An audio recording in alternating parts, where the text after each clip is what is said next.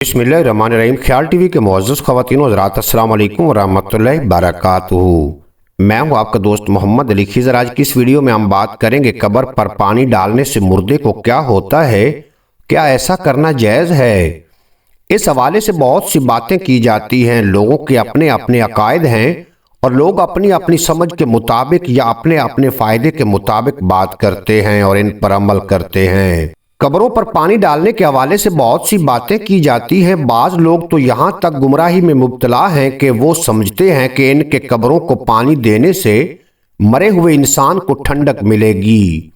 ये दुरुस्त बात नहीं है, बल्कि गुमराही के साथ साथ पानी का ज़िया भी है।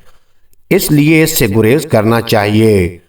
कब्रों को पानी इस सूरत में देना चाहिए जब मिट्टी मुंतशिर हो रही हो और कब्रों के ख़त्म होने का खदशा हो।